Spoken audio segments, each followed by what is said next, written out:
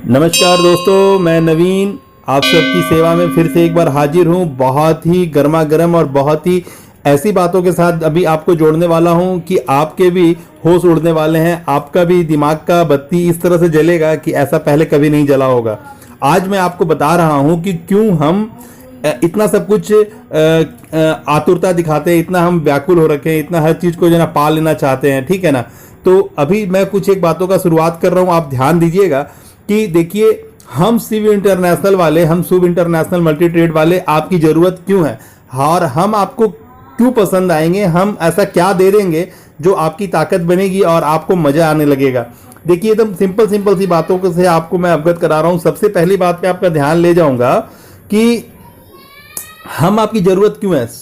SIMT India, शुभ international multi trade India आपको जो देगा और आप उसके साथ जुड़ोगे तो क्यों जुड़ोगे।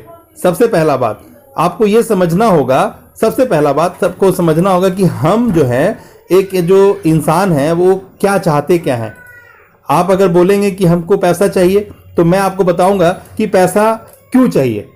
मैं पूछूंगा आपसे कि पैसा क्यों चाहिए। अगर आप हमसे जुड़ रहे हैं तो मैं पूछूंगा आप हमसे क्यों जुड़ रहे हैं, तो आप हमको बताएंगे कि आपने बताया है हमें कि हम आपको 10 लाख रुपया कमाने वाला इंसान बनाना चाहते हैं। ये सुनने के बाद हमने आपके साथ जुड़ने में इंटरेस्ट दिखाया।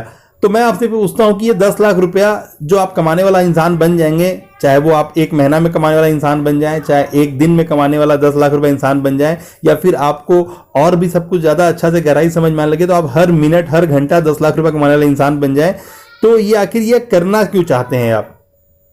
ठीक है, अब बात को समझना होगा तो पता चलेगा इसके पीछे जो है ना वो ये है कि आपको खुशहाल होना है। अपने जीवन में खुशहाल होना है। आपको जो सबसे पहला नीड है वो है कि आपको जो नहीं मिला है आप उसको पा लेना चाहते हैं।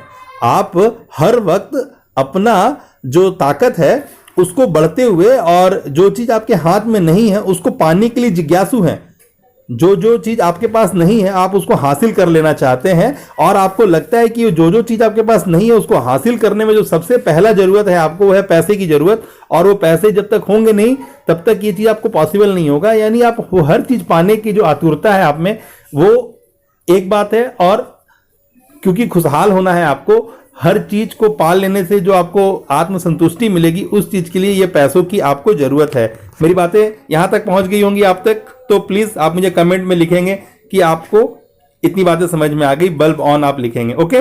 अब मैं आपका ध्यान लेना चाह रहा हूं एक और बात की तरफ कि हम अगर जीवित हैं तभी तक हमको अपना सारा रोल निभाना है ना। तो हम जीवित हैं तो हमें किसी मशीन के द्वारा या किसी भी ऐसे चीज के द्वारा संचालित किया जाता है कि हम बाय नेचर संचालित हो रहे हैं। आप अपने मशीन को कभी चेक करने की कोशिश किए कि आपके दिल के दिमाग के अंदर में कोई मशीन है, आपको पता है ना, वो ऑटो नेचुरली वो परफॉर्म करता है।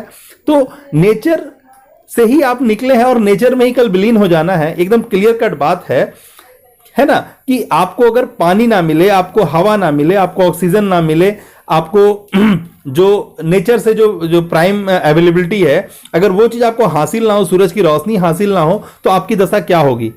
आप कुछ दिनों या कुछ घंटों के लिए ही संसार पे होंगे, अन्यथा अगर इन सबों का अभाव हुआ तो आप संसार छोड़ देंगे। क्लियर कट बातें हैं।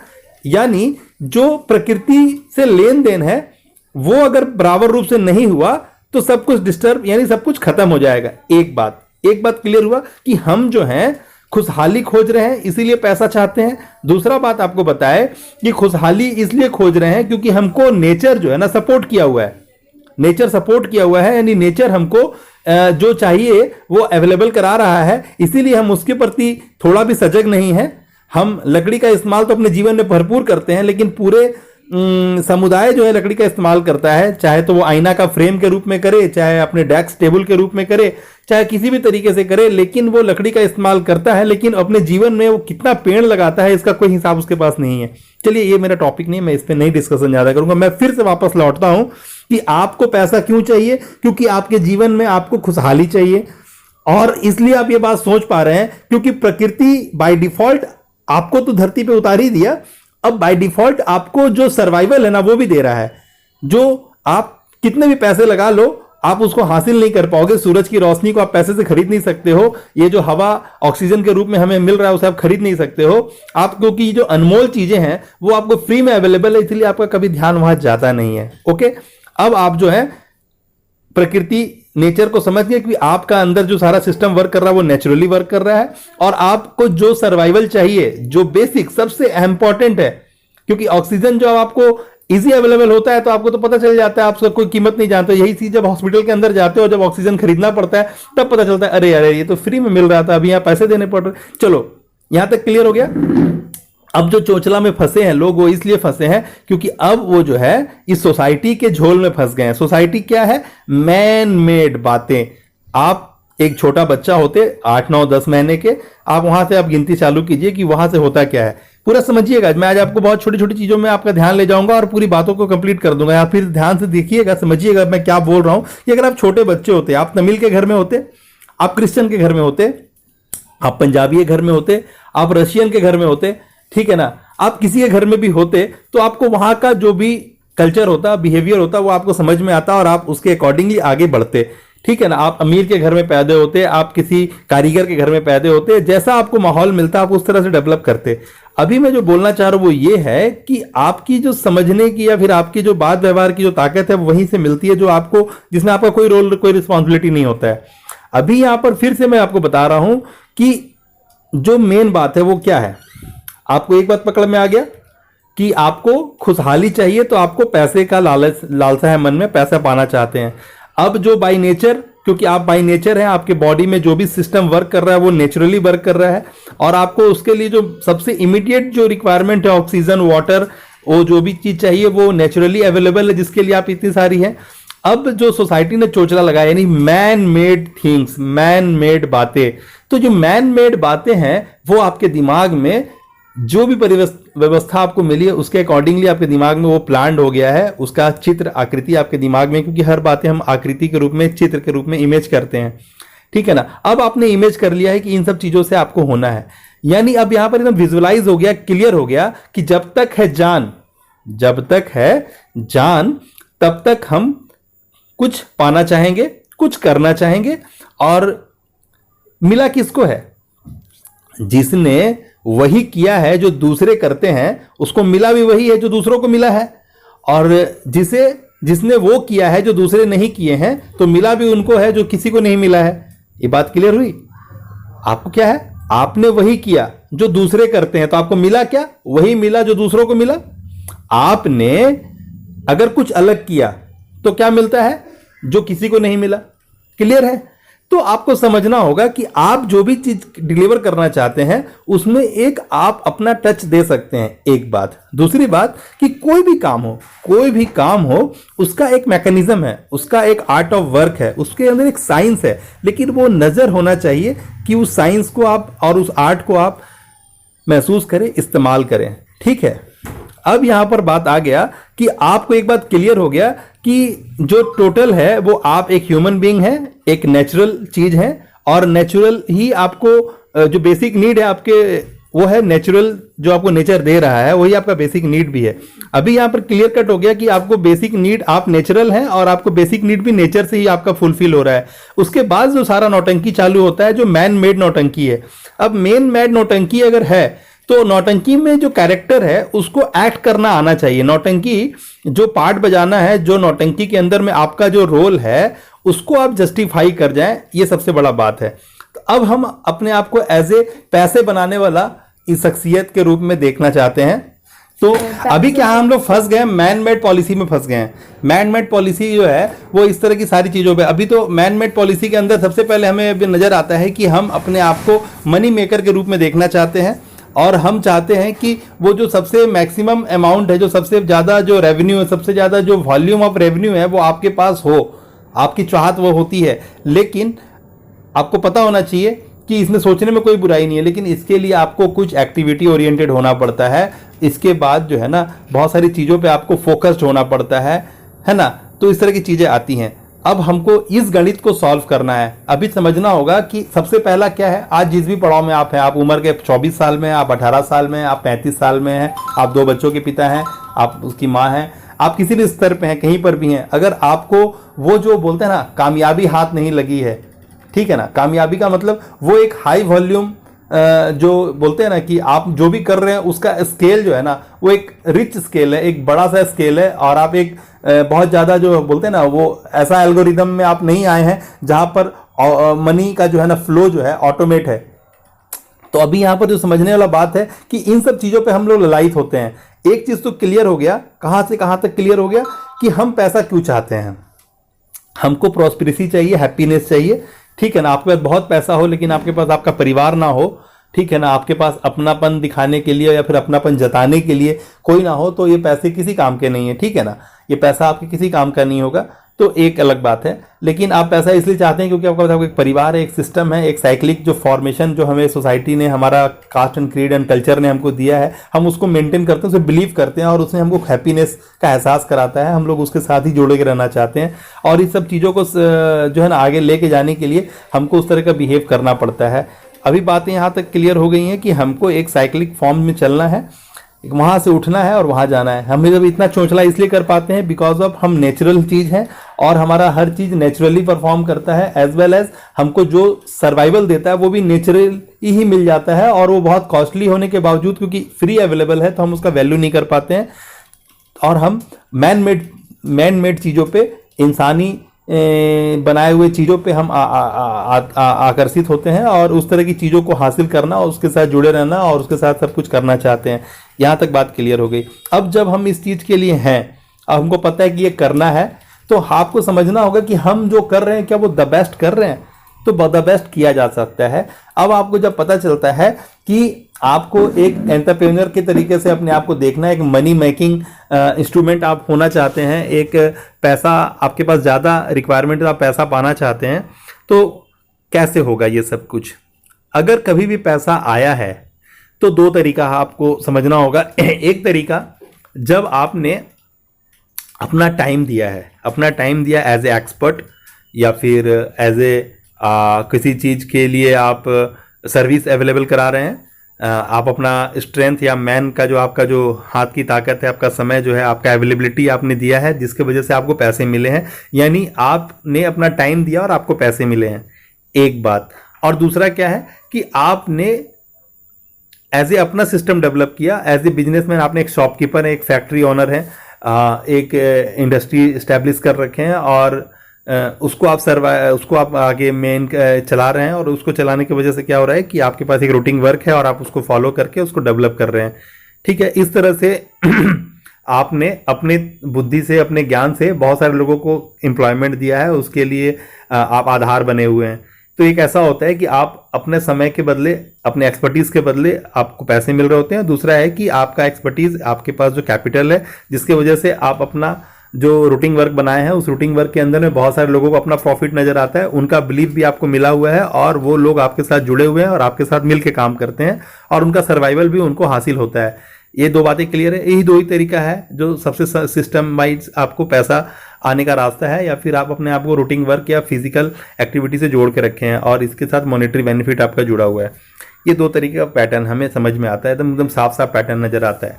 अभी यहाँ पर जो समझना वो है कि अब हम जब वॉल्यूम की बात करते हैं, अपने बिजनेस को स्केल अप की बात करते हैं, आज हमारा बिजनेस 2 करोड़ का है, सालाना टर्नओवर हम टोटल 2 करोड़ का कर पाते हैं, तो ये 2 करोड़ 15 करोड़ में कैसे कन्वर्ट हो जाए।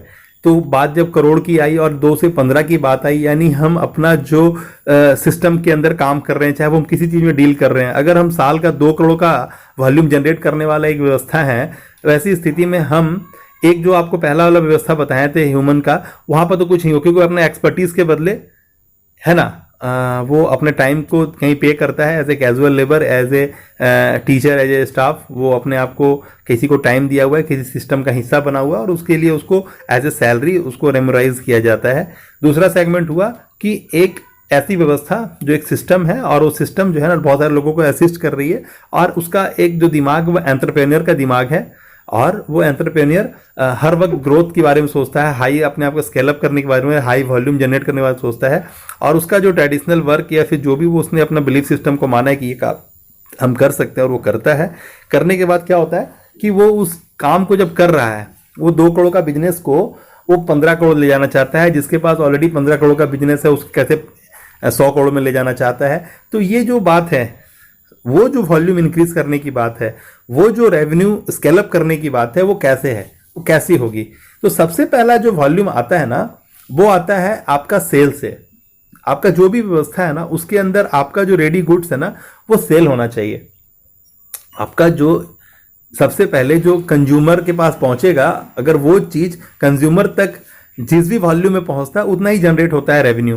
तो जब से ज़्यादा जो रेवेन्यू जनरेट होगा, वो सबसे ज़्यादा जब चीज़ कस्टमर तक पहुंचेगी तब उतना ज़्यादा रेवेन्यू होगा। यानी जब बात आती है तो आती है सेल्स की। जब सेल्स की बात आती है तो सेल्स, अच्छा सेल्स कब होगा? अच्छा सेल्स उस वक्त होगा जब जो सेल्स पर्सन होगा उसका कम्युनिकेशन स्किल जो है ना, उसका कम्युनिकेशन स्किल का एक क्लास होगा। अब जब कम्युनिकेशन में क्लास की बात आती है तब पता चलता है कि उसको कितने सारे कैटेगरी में बांटा गया है। हम लोग उसके ऊपर अभी ध्यान नहीं ले जा रहे, बस आपको बता रहे हैं कि कम्युनिकेशन का भी स्लैब है। कम्युनिकेशन को भी समझना होगा कि किस तरह का कम्युनिकेशन का इम्पैक्ट कितना होता है लोगों के ऊपर, और कौन सा कम्युनिकेशन जो है सबसे ज़्यादा आवाज़ करता है, सबसे ज़्यादा उसका प्रखरता है। तो आपको देखना होगा कि जब आप किसी भी चीज़ में डील करते हो, सपोज आप एक नेटवर्कर हो, सपोज आप एक सर्विस प्रोवाइडर हो, सपोज आप एक कमोडिटी सेलर हो, ठीक है ना, तब आप करते क्या हो? आप एक इंश्योरेंस एजेंट हो, आप एक प्रॉपर्टी डीलर हो, आप करते क्या हो? करते ये हो कि आपका जो प्रोडक्ट है जिसे आप उसको दोगे, जिसके बदले आपको पैसे मिलने हैं और उसके अंदर आपका प्रॉफिट ऑफ मार्जिन है, तो आप करते क्या हो कि आप हर वक्त जब बातें करते हो ना तो उस चीज की बात करते हो, उस चीज को दिखा के उसकी क्वालिटी, उसकी व्यवस्था के बारे में आप बात करते हो। जबकि एक इंसान जिसको एज ए क्लाइंट आप डील करने चाहते हो, वो उस चीज में इंटरेस्टेड है ही नहीं, वो तो आपके बोलने पे उसमें अपना इंटरेस्ट दिखा रहा है। बात क्लियर हो रही है? वो जो चीज है जिसको आप सेल करना चाहते हो, वो तो बात ही नहीं किया उसके साथ। बात तो आपने किया है एज ए पर्सनालिटी, आपने उसको अप्रोच किया है और वो आपसे मिलना चाहता है। अगर आप इस बात को समझ जाओ कि आपने उसको अप्रोच किया है और वो आपसे मिलना चाहता है, तो वो आप में वो बातें खोज रहा है, वो आप में वो लस्ट खोज रहा है, जैसे कि वो आपसे जुड़े। जो भी आपने एफर्टॉलजी लगाया है उन तक पहुंचने के लिए, वो क्या था? वो उसकी भूख नहीं थी, वो आपका भूख था कि आप एज ए क्लाइंट उसको इमेज किए थे और उसके तक पहुंचना चाह रहे थे, क्योंकि आपके पास जो आइडियोलॉजी या फिर ये जो क्वालिटी ऑफ प्रोडक्ट है, आप उनको देख रहे थे कि अगर ये चीज उनके हाथ लग जाता तो उनका ताकत बढ़ जाता, उसके द्वारा जो बेनिफिट होता वो उसको बेनिफिट देता। आप उनके फायदा के लिए उनके पास गए थे। लेकिन ये बात वो क्यों सुनना पसंद करेगा आपसे? कैसे सुनेगा? तो उसको इंटरेस्ट आएगा, क्योंकि उसका इंटरेस्ट उसी वक्त जागेगा जब वो आप में इंटरेस्ट दिखाएगा, जब आप उसे पसंद आएंगे। तो आपको ये बात हमेशा ध्यान रखना होगा कि आप उनको वो सामान उसी वक्त बेच पाएंगे जब उनको आप अपना प्रोडक्ट नहीं, बल्कि आप अपना खुद का पर्सनालिटी से अवगत कराएंगे, खुद से उसको मिलने का मौका देंगे, क्योंकि वो इंटरेस्टेड आप में है, ना कि आपकी चीज़ों में, क्योंकि चीज़ें तो आपने उनको प्रोड्यूस किया है। अगर वो पहली बार अगर आपको अप्रोच को किया है, इसलिए नहीं क्योंकि आपने उसको कुछ बारे में बोला है, आप किसी कंपनी से बिलोंग करते हैं, नहीं, वो आपने किया है, आपने उनको आग्रह किया है, तो आपको अपने आप को as a problem solver, as a well wisher अपने आप को प्रोड्यूस करना होगा और उनसे वो बातें उस लेवल पे करने की कोशिश करनी होगी जैसे कि आपकी इंटीमेसी पे एक बात आए। अब वो जमाना नहीं रहा जहां गंजा को कंघी बेचने को सेल्स कहा जाता था।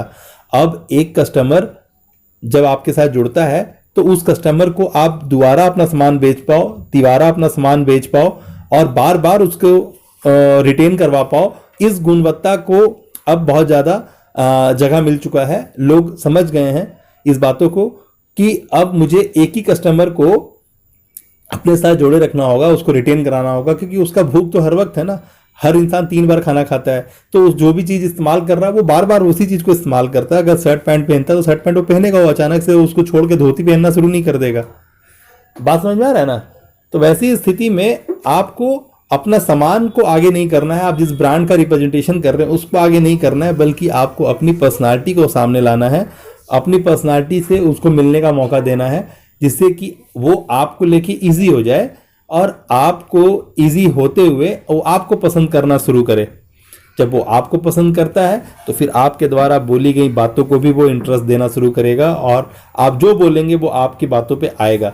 लेकिन वो आपको पसंद करना चाहिए, उसको आप में अपना फ़ायदा नज़र आना चाहिए, ठीक है, आपके प्रोडक्ट में नहीं। और इस बातों को आप उन तक पहुंचाएं, उसके लिए पहले आपको देखना होगा कि उसके पास एम, ए और एन है या नहीं। एम, ए और एन का मतलब हो गया उनके पास वो पैसा जो आप उनसे लेना चाहते वो है या नहीं। ए का मतलब हो गया उनके वो पैसा के साथ साथ उसका वो ऑथोरिटी है या नहीं, वो उस कैपेसिटी में, उस ऑथोरिटी में, डिसीजन मेकिंग ऑथोरिटी में वो है या नहीं। और उसके पास एन का मतलब है नीड, वो नीड है या नहीं। जब आप एक क्वालिटी सेल्स को अंजाम देना चाहते हैं तो आपके पास कुछ वर्कआउट किया होना जरूरी है कि आप जहां तक पहुंच रहे हैं, जिन तक पहुंच रहे हैं, उनकी ये ऑथोरिटी है या नहीं, वो इस तरह की चीज़ों से जुड़ेंगे या नहीं। तो आपको अपने आप को सेल करना है पहले, उसके बाद आपका प्रोडक्ट, उसके बाद आपकी कंपनी को सामने लाना है, ठीक है ना। तो इस सब चीज़ों का जब आप ध्यान देते हैं तो ये वॉल्यूम इंक्रीज होना शुरू होता है। और ये मैटर नहीं करता है कि आप ही ये काम करें, कम्युनिकेशन आप ही करें, इसकी कोई ज़रूरत नहीं है।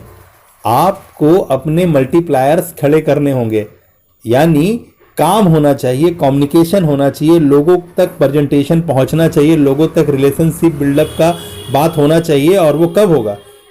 वो आप करेंगे तब होगा, ऐसा नहीं है। आपको अपने क्लोन कॉपी, आपको अपने सबॉर्डिनेट्स खड़े करने होंगे। और नेटवर्किंग इसका बहुत बड़ा उदाहरण है। नेटवर्किंग एक बहुत बड़ा साधन है जहां पर आप अपने जैसे दूसरे लोगों को लाते हैं। और इसीलिए नेटवर्किंग में बार बार कहा जाता है कि आपको जो फौज लाना है ना अपने साथ, वो गधों का फौज नहीं लाना है, क्योंकि आपने रेस देखा है तो गधों का रेस कभी नहीं देखा है, आपने हमेशा घोड़ों का रेस देखा है। तो इस बातों को आपको हर वक्त ध्यान देना होगा कि आपको जो रेस है, जो दौड़ है हाई वॉल्यूम का जो दौड़ है, जहाँ पर हाई रेवेन्यू चाहिए, और हाई रेवेन्यू हाई वॉल्यूम जब होगा तभी प्रॉफिट और मार्जिन भी हाई लेवल पे होगा। तो वैसी स्थिति में आपको क्या करना होगा? घोड़ों की रेस की बात करनी होगी और सिस्टम के अंदर घोड़ों को लाना होगा। यानी आज आपके अंदर जितनी गुणवत्ता है, आपको अपने से ज़्यादा गुणवान लोगों को अपने सिस्टम में लाना होगा, तभी वो आप बड़ी चीज़ों को हासिल कर पाओगे। आप दो हाथ से काम करके वो चीज़ हासिल कर ही नहीं पाओगे। एक हाई वॉल्यूम जो है ना, वो वहाँ से हासिल कर ही नहीं पाओगे। एकदम क्लियर कट मैसेज है। तो आपको क्या करना है? आपको as a speaker, as a coach, as a motivator, as a guide, है ना, एज ए एक्सपर्ट, इन सारी चीज़ों पे मास्टरी करना होगा। इन सारी चीज़ों पे, इन सब विषय वस्तुओं पे आपका जानकारी होना बहुत ज़रूरी है। इसीलिए हम लोग कहते हैं कि आपको एक कोच, एक स्पीकर, एक गाइड, एक इन्फ्लुएंसर के रूप में अपने आप को देखना होगा, ठीक है। तभी आप ये चीज़ कर पाओगे, क्योंकि आप चाहते हो कि आपको मार्केट का बेस्ट एम्प्लॉय मिले। अगर आप चाहते हो कि आपको मार्केट का बेस्ट एम्प्लॉय मिले, तो बेस्ट एम्प्लॉय जो होगा वो क्या आपके पास काम करेगा कि वो टाटा कंपनी में ज्वाइन करना चाहेगा या इन्फोसिस में ज्वाइन करना चाहेगा? जो बेस्ट एम्प्लॉय है तो आपको बोलते हैं ना, वो टैलेंट आपके अंदर होना चाहिए कि कैसे आप जो है ना वो बेस्ट एम्प्लॉय को स्पॉट कर पाओ, उसको पहचान पाओ। क्लियर हो रही है मेरी बातें? मैं क्या बोलना चाह रहा हूँ? वो जो बेस्ट लोग हैं ना, उनको लाने के लिए आपको आंख में वो बात होना चाहिए, आपका सेंस में वो बात होना चाहिए। आप जब तक अपने चीज़ों को बेचना चाहोगे तब तक आप ठगे जाओगे, तब तक आपके पास वही वॉल्यूम आएगा जिस वॉल्यूम से आप सिर्फ सर्वाइवल लोगे। आपको अपने अंदर क्लास लाना होगा, आपको सागर मंथन की भांति अपने आप को मौका देना होगा, अपने आप को एक जगह बैठाना होगा और हर एक छोटी छोटी बातों पे हमारे जैसे मेंटर का साथ ले करके अपने ऊपर इन्वेस्ट करना होगा। जब तक आप खुद पे इन्वेस्ट नहीं करोगे और जब तक आप मानोगे कि आपके पास इतने दिनों का तजुर्बा, आपने इतनी गहराई से दुनिया को देखा है, तब तक आप फ्लॉप हो जाओगे। और जब जब आप अपने ऊपर इन्वेस्ट करना चाहोगे, खुद को मौका दोगे कुछ जानने का, सीखने का, और अपने लिए एक मेंटर का हमेशा चयन करने की कोशिश करोगे, अपने लिए एक मेंटर को, आप एक गुरु को जो आपको रोके, पीछे से आपको सपोर्ट करे, आपको रोके आपके हरकतों से, तो पहचान के आपको बताए। तो इस तरह की चीज़ों के लिए आपको हमेशा अपने साथ एक अपना जिसको बोलते हैं ना, आपको अपने साथ अपना एक मेंटर रखना ही चाहिए, ठीक है। तो हम इसी चीज़ को अवेलेबल कराते हैं, हम आपके एक्सपर्टीज़ को एग्जीक्यूट करने की बात करते हैं, और हम सीधा सी बात करते हैं कि हम जो एक्सपर्टीज़ देना चाहते हैं वो ज़रूरी नहीं है कि आप एक बड़े काम को कर रहे हो तभी। आप अपने बच्चों से ये बात स्टार्ट कर सकते हैं। आप जान सकते हैं कि आज के बच्चे ज़्यादा शार्प हैं, तो हमारे जो नॉलेज है उस नॉलेज को, हमारे जो व्यवस्थाएं, हमारा जो अरेंजमेंट है, इस अरेंजमेंट को आप 6 साल 7 साल के बच्चों से स्टार्ट करें अपने घर तक पहुंचाने का। इसलिए हमारा पैकेज में हमने फैमिली सपोर्ट का पैकेज भी अवेलेबल किया हुआ है, जिसमें जो आप पैसा देते हैं, वो पैसा हम आपके पूरे फैमिली को सपोर्ट करते हैं। हम नहीं बोलते हैं कि हर एक लोगों का अलग अलग आप इनरोल कराएं हमारे पास। हमें आपके पैसों का रिक्वायरमेंट नहीं है, बिकॉज ऑफ हमें पता है कि हम जो है ना नेचुरल चीज़ है, और हमें जीने के लिए नेचुरल चीज़ों की ही ज़रूरत है, ठीक है। और हमारे पास जो बातें हैं ना वो सिर्फ मैन मेड बातें हैं, और मैन मेड चीज़ों को ही वो असिस्ट करती है, मदद करती है, ठीक है। तो मुझे पता है लॉ ऑफ कर्मा मेरे साथ है, और मुझे आपसे बहुत ज़्यादा वॉल्यूम का रिक्वायरमेंट नहीं है। मुझे जो चाहिए वो मेरा नेचर मुझे दे रहा है, एज वेल एज हर किसी को जो चाहिए उसका नेचर उसे दे रहा है। अब उसे जो कोशिश करना चाहिए वो बेस्ट ह्यूमन बीइंग बनने की कोशिश करना चाहिए। Don't be cheap in the journey of greatness, ये एक फिलोसफर का कहना था, और इसमें कोई बुराई नहीं है, इसमें पूरी तरह सच्चाई है कि अगर आप किसी बड़े काम, बड़े चीज़ को अंजाम देना चाहते हैं, और आप चाहते हैं कि आप जो काम करें वो पूरी तरह से 100% की कसौटी पे कसा जाने वाला काम हो, तो आपके अंदर परफेक्शनिस्ट वाला बात होना चाहिए। आपके अंदर परफेक्शनिस्ट की जब बात आती है तब आपको अपने अंदर प्रोफेशनलिज्म को जगह देना होगा। आपकी औकात बढ़ानी होगी। आपकी औकात उसी वक्त बढ़ेगी जब आपका नॉलेज बेस बढ़ेगा। नॉलेज को भी हम डिफाइन कर देते हैं अब कि नॉलेज होता क्या है। नॉलेज होता है जब आप अपने बारे में और साथ में अपने अराउंड, अपने सराउंड के जो वर्ल्ड है ना, वर्ल्ड के बारे में जब आप किसी चीज़ को जानते हैं तो उसको नॉलेज बोलते हैं। जब आप खुद के बारे में जानते हैं, जैसे खुद के बारे में आप जानते हैं, जैसे अभी आपको मौका मिला कि अभी आप मुझसे बात कर रहे हैं, ठीक है। अब जब अभी आपको बात कर रहे हैं, मौका मिला, अभी आपको बोला गया कि अपने मोबाइल को सामने रख करके ये बात कीजिए, मोबाइल में देखते हुए बात कीजिए, तब आपको पता चलेगा कि नहीं, कैमरा में देख करके बोलना और ऐसे फ़ोन पे बात करना दोनों दो चीज़ है। हम वैसे तो बात कर सकते हैं, लेकिन कैमरा में देख के बात करना, यानी तब आपको नॉलेज होगा कि ये दो बातें हैं। अभी तक आपको कोई डिफरेंस नज़र नहीं आ रहा, आपको लग रहा है कि बात ही करना है, लेकिन जब बातें आप करते हैं तब एहसास होता है, तब आपको नॉलेज होता है कि नहीं। जब हम फ़ोन पे ओरल बात कर रहे होते हैं तो वो एक अलग बात होता है। जब हम किसी बात से लोगों को एड्रेस करना चाहते हैं, या फिर एक मास, एक कम्युनिटी को रिप्रेजेंट करना चाहते हैं, या फिर कोई एक स्ट्रॉन्ग मैसेज पास ऑन करना चाहते हैं, तो वहाँ पर बातें बदल जाती हैं, उस बातों का धार बदल जाता है। ओके, यहाँ तक बातें क्लियर हो रही है ना? तो आपको यहाँ क्लियर हो गया।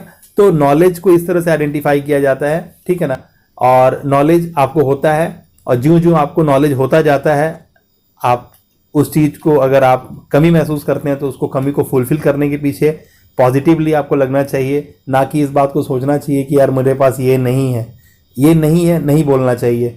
आपके पास ये चाहिए, आप इसको हासिल करेंगे। यानी यू हैव टू यूज़, जो नॉलेज बेस है ना उसको आपको यूज़ करना होना चाहिए, और जो अवेलेबिलिटी है, वो जो नॉलेज है ना उसको इस्तेमाल करने की मुद्रा में होना चाहिए, ठीक है ना। जैसे कि आप उसको इस्तेमाल करें, आपके लिए बहुत ज़रूरत है कि अगर आप किसी को सीखना चाहते हैं तो आप उसको पहले अपने अंदर आने दें पूरी तरह से, आप उसको प्रैक्टिस में लाएं और उसको फिर डिलीवर भी करें। यानी बेस्ट वे ऑफ लर्निंग के लिए हमारे पास गोल्डन ट्रायंगल का फार्मूला है, वो भी हम आपको देंगे।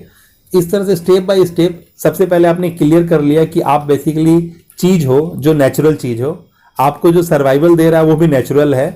उसके बाद जो चीज़ आ गया वो आ गया मैन मेड। अब जब मैन मेड सोसाइटी के द्वारा जो दिया गया चीज़ है, संचालित किया गया चीज़ है, अब आपको उसके अंदर में प्रतिद्वंदता है, उसके अंदर में, आपके अंदर में रेस है। जब रेस है तो आपको कभी रेस में सुनने का मौका नहीं मिला कि गधों की रेस चल रही है। गधों की रेस कभी नहीं सुना आपने, घोड़ों की रेस को सुना है। तो घोड़ों का रेस का मतलब है कि वो जो काबिल है, तो काबिल है। तो आप अगर काबिल हैं तो फिर क्यों अपने आप को काबिल के कसौटी पे कसना नहीं चाहते हैं? कसिए ना। वो हीरोइज्म अपने अंदर, जो परफेक्शनिस्ट के रूप में आप देखिए ना, परफेक्शनिस्ट क्या होता है? जो अपनी बातों को अच्छी तरह से बोल पाता है, अपनी बातों को कर पाता है, अपनी बातों को रिजल्ट तक ले जाता है, ठीक है ना, आपने क्या पढ़ा है कौन देखा है, लेकिन आपका रिजल्ट क्या परसेंटेज एक्योर किया है वो देखता है। इसीलिए रिजल्ट ओरिएंटेड बनना है, जिसके लिए जो बेसिक नीड है उसके प्रति ध्यान देना है। क्योंकि ये दिमाग शार्प और ब्लंट नहीं होता है, दिमाग ट्रेंड और अनट्रेंड होता है। तो जब आपको पता चल जाएगा, आपको नॉलेज हो जाएगा कि आपके पास क्या है और क्या नहीं है, अगर आपको कुछ करना है तो उसके लिए आपका नॉलेज बेस को स्केल अप करना होगा। तो इस तरह से आप फिर क्लासीफाई करते हैं। मैंने काफ़ी कुछ पे आपका ध्यान लिया है और हम उम्मीद करते हैं कि आप इस बातों को समझ पाए होंगे। हमसे जुड़ने के लिए हमने आपको नीचे लिंक दिया है डिस्क्रिप्शन में, आप साथ जाके चेक करें और जो जो जानकारियाँ दी गई हैं उसको आप ग्रैब करें। हम आपकी सेवा में आतुर हैं, आप उसको एज ए अपॉर्चुनिटी हासिल करें, क्योंकि अपॉर्चुनिटी को आइडेंटिफाई करने की ताकत आपकी है। जैसे कि मैंने कुछ देर पहले ही बताया था कि क्वालिटी जो लोग हैं जो आपसे जुड़े और वो आपसे जुड़े, ना कि टाटा कंपनी में और अंबानी की कंपनी में ज्वाइन करें। तो क्वालिटी लोगों का एक अपना डिमांड है। आपको ये स्पॉट करने की कैपेसिटी आप में होनी चाहिए कि आप कैसे आइडेंटिफाई करें क्या आपके अंदर हो कि वो लोग वहाँ ना जा करके आपके पास आए। अभी एक करंट एग्जांपल बताता हूँ कि फ्लिपकार्ट ने और अमेजोन ने जो लेडी उनके यहाँ काम करती हैं उनको उन्होंने पेड लीव दिया है प्रेगनेंसी के लिए, कि एक लेडी जो उनके यहाँ काम करती हैं अगर वो प्रेग्नेंट हो जाती हैं तो उनको 6 महीने पैसे दिए जाएंगे, उनको काम करने के लिए आना नहीं होगा। तो ये एक बात है, ये अवेलेबिलिटी है जो एक मालिक अपने स्टाफ को, अपने एम्प्लॉय को देता है। और इस तरह की सहूलियतें जो दे पाता है वो बड़ा हो जाता है। और जब वो चीज़ अवेलेबल है मार्केट में, जब एक बिग बाजार में एक पेंटालून में काम करने वाला एम्प्लॉय को 10-12 हज़ार सैलरी मिलती है, प्लस लीव मिलता है, प्लस मेडिकल फैसिलिटी मिलती है, जब उनको पीएफ मिलता है, तो वो वहाँ काम करेगा, ना कि गजानंद स्टोर में काम करेगा। मेरी बात समझ रहे हैं? या फिर वो किसी दुकानदार के पास या किसी ऐसे। तो आपको वो सिस्टम डेवलप करने के लिए आपको खुद डेवलप होना पड़ेगा। आपको समझना पड़ेगा कि रिस्क यहाँ लेना पड़ेगा, डरना कहाँ नहीं पड़ेगा, कहाँ डरना पड़ेगा। तो इन सब चीज़ों को हम लोग गियर शिफ्टिंग बोलते हैं। तो गियर शिफ्टिंग की जो सारी बातें हैं, जो पड़ाव है, वो हर पड़ाव पे आपको पैर रखना होगा। जैसे कि आप धीरे धीरे ऊपर उठते जाएं, वो हर पड़ाव के बारे में हम आपको क्लासिफाइड मैनर में जानकारी देंगे। और इसके लिए आपको हमारे साथ बने रहना पड़ेगा, हमारे सिस्टम को अडॉप्ट करना होगा। आइए हम आपका तहे दिल से स्वागत करते हैं SIMT इंडिया में आकर के। आप SIMT इंडीज़ बनिए और अपने साथ अपने गुरु को साथ रखिए। और वही जो है आपको जब तक जिसमें है जहाँ, तब तक आप स्केल अप करते रहिए, मैक्सिमम स्केल अप कीजिए, अपनी हरकतों से लोगों को प्रभावित कीजिए, लोग आपके तरफ बढ़ें, आपकी अगली बात सुनने के लिए आतुर रहें, इसकी कल्पना या चेष्टा कीजिए। और आपका हीरोइज्म आपके घर से शुरू होता है। तो काइंडली मेरी बातों को सीरियस ले और अपना हीरोइज्म क्रिएशन के लिए, हीरोइज्म बिल्डिंग के लिए, अपना ब्रांड बिल्डिंग के लिए, अपने आप को brand as a brand establish करने के लिए आप अभी से ही पहल कीजिए। सिस्टम में हमने लिंक दिया हुआ है, आप जाके पेमेंट करें और सिस्टम को ग्रैब करें। All the best, have a great day.